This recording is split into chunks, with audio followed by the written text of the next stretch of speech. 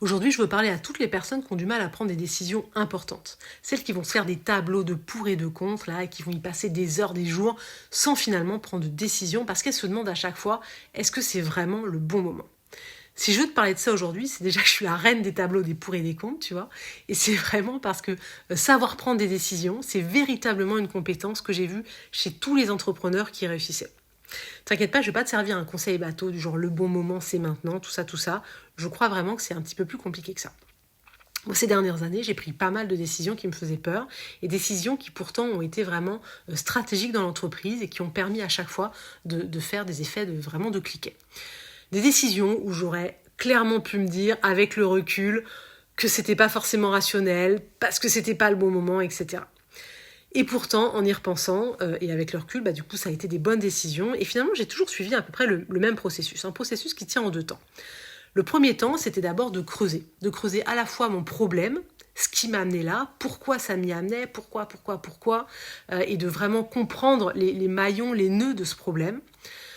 Et puis après, de creuser les différentes solutions, de creuser, de comprendre ce problème fondamentalement, de creuser les solutions qui existent, d'étudier les différentes pistes. Voilà. Donc moi, quand je choix me travaille comme ça, je vais chercher des infos. C'est là où arrive ce fameux tableau de pour et de contre, de machin, de trucs, de lire des articles, d'écouter des podcasts, d'en parler autour de moi, etc., dans les livres aussi. Voilà. Pour vraiment comprendre le problème que je veux solutionner et poser les bases pour récupérer les connaissances importantes pour ce problème-là.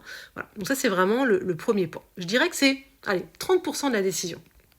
Parce que là, finalement, la vraie bascule, elle se fait ailleurs. Elle se fait dans les 70% restants. Les 70% restants, c'est ce moment où finalement, tu ressens au fond de toi que tu dois y aller.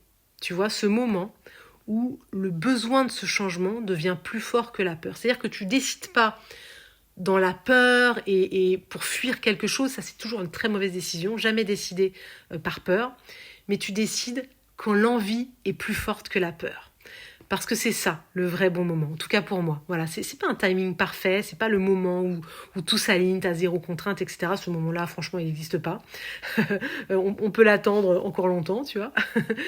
C'est vraiment quand tu te dis, ok, ça me fait flipper, mais c'est important, et là, j'y vais, tu vois. Et quand tu arrives à ce stade-là, tu vas avancer et tu vas avancer dans la bonne direction.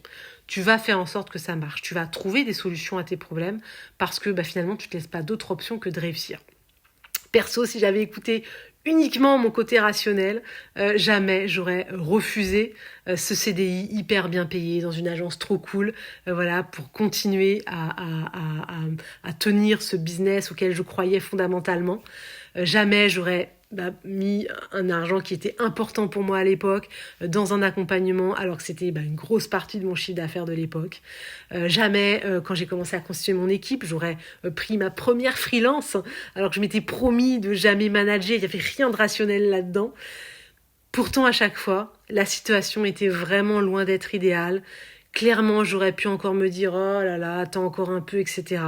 Mais non, voilà, parce qu'au final, le vrai risque pour moi, c'était de rester immobile, c'était de pas tester, de rester dans quelque chose qui je sais ne va pas, mais de pas chercher à faire d'autres choses et de regretter au final, parce qu'à la fin, on perd confiance en soi.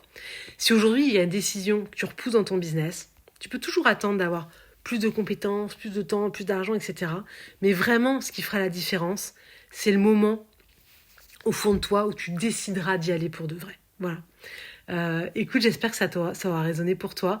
Dis-moi en commentaire déjà comment ça aura résonné et si toi cette manière-là de prendre tes décisions te parle, si peut-être que tu as d'autres manières de prendre des décisions, je suis sûre que ce sera hyper intéressant à regarder, à écouter. Voilà. En attendant, je te souhaite une très bonne journée, très bonne soirée en l'occurrence pour moi et voilà, ciao ciao, bye.